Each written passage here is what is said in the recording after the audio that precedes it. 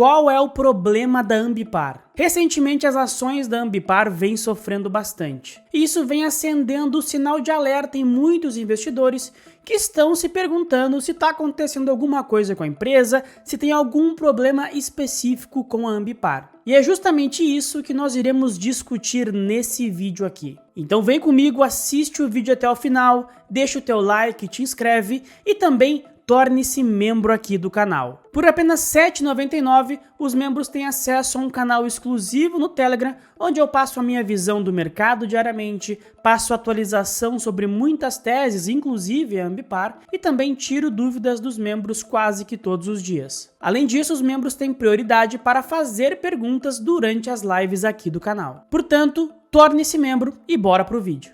Eu acredito que foram alguns motivos que causaram essa queda muito forte de Ambipar recentemente. O principal motivo, sem sombra de dúvidas, é o cenário macro e principalmente a abertura na curva de juros, tanto aqui no Brasil, mas principalmente nos Estados Unidos. Eu já venho comentando bastante sobre isso nos últimos vídeos e lives aqui do canal, mas sempre é bom reforçar. Nós tivemos um movimento muito forte de abertura nos juros americanos, o que também causou uma abertura muito forte na curva de juros aqui do Brasil. Dá para ver que a curva hoje precifica apenas mais um corte de 0,25 na Selic e a partir de 2025 a curva prevê, entre aspas, que a Selic voltaria a subir. E essa abertura brusca na curva de juros acaba impactando diretamente muitas ações, principalmente as ações de empresas que têm uma estrutura de capital um pouco mais alavancada, como é o caso da Ambipar. Isso porque juros mais altos por um período mais longo de tempo, como a curva hoje está prevendo,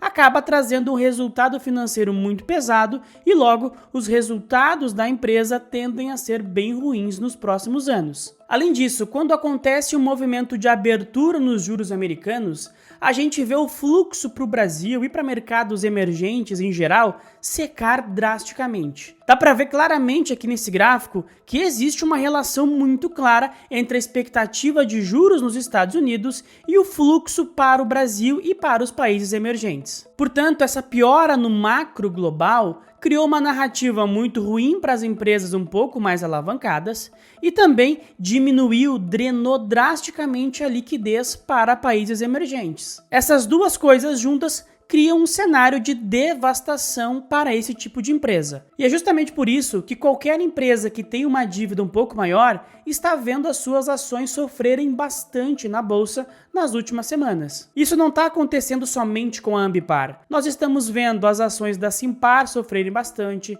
as ações da Cogna, as ações da Cosan e de qualquer empresa que tenha uma dívida um pouco maior. E no caso da Ambipar, o cenário macro mais desafiador ativou alguns gatilhos, digamos assim, que ajudaram com que os papéis da empresa sofressem ainda mais. Por exemplo, devido a essa piora no macro e essa piora também na liquidez da nossa bolsa, a XP se viu obrigada a diminuir a sua posição em Ambipar, trazendo mais uma pressão vendedora para o papel. E esse tipo de movimento acaba acontecendo não é nem porque o gestor perdeu a confiança na empresa ou não gosta mais da tese de investimento, mas simplesmente por uma condição de mercado. O mercado piorou, a liquidez está secando e muitas vezes esses gestores estão tomando resgates, o que obriga eles a vender muitas teses que eles gostam a qualquer preço para justamente honrar com esses resgates. E além disso, recentemente saiu um relatório do Itaú BBA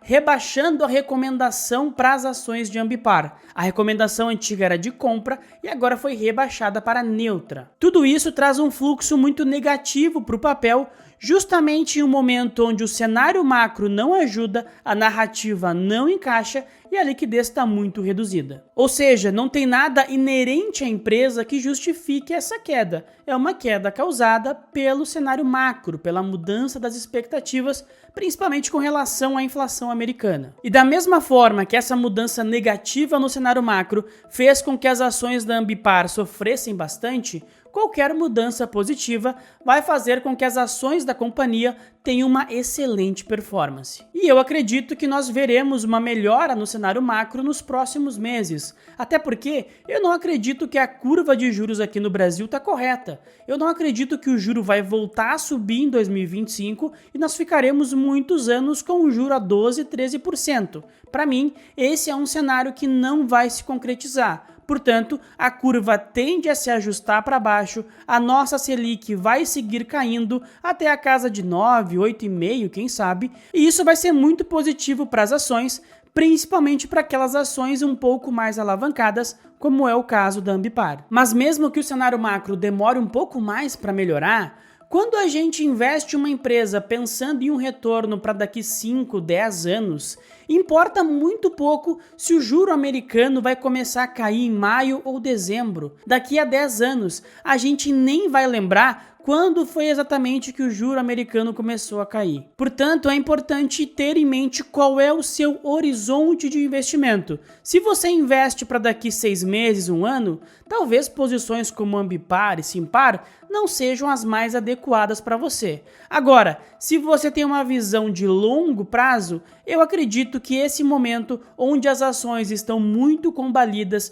muito amassadas, é o melhor momento para se comprar esse tipo de tese. Até porque quando a gente olha o que realmente interessa, que são os resultados, as perspectivas e o preço, a Ambipar me parece extremamente atraente. O último resultado da companhia foi um bom resultado, trouxe um lucro líquido interessante, uma diminuição na queima de caixa, um aumento nas margens, um aumento no ROIC, e isso nos traz, inclusive, expectativas muito positivas para 24, 25 e adiante. Isso porque a própria Ambipar já deixou muito claro que a partir de agora a empresa vai diminuir o número de aquisição, vai diminuir o número de investimentos e o foco vai ser em diminuir a alavancagem e trazer o máximo de retorno possível para os acionistas. Em 2024, a Ambipar ainda vai apresentar uma queima de caixa. Mas a partir de 2025, a empresa já começará a mostrar uma geração de caixa líquido para os seus acionistas. E eu acredito que a partir do momento em que a empresa apresente essa virada no seu operacional, deixando de queimar caixa e passando a gerar caixa operacional, isso vai mostrar o real potencial da Ambipar para todo o mercado. Isso porque nós temos uma empresa que hoje tem uma margem EBITDA na casa de 28%, um ROIC na casa de 30%, uma empresa que mesmo estando bastante alavancada e tendo uma despesa financeira extremamente alta, consegue entregar um lucro líquido anualmente, o que é bastante impressionante na minha opinião. Além disso, sempre é importante pontuar que a Ambipar é uma empresa de extrema qualidade nas suas operações. Criou-se esse burburinho no mercado onde muitas pessoas repetem que a Ambipar é uma empresa ruim. Quem falou isso certamente não conhece a empresa e não se deu ao trabalho de minimamente estudar as operações da Ambipar. A Ambipar é a líder global no seu setor e atende as maiores empresas do mundo, e os maiores problemas, os maiores acidentes do mundo também são atendidos pela Ambipar. Se a Ambipar fosse uma empresa ruim, uma empresa lixo, como alguns falam,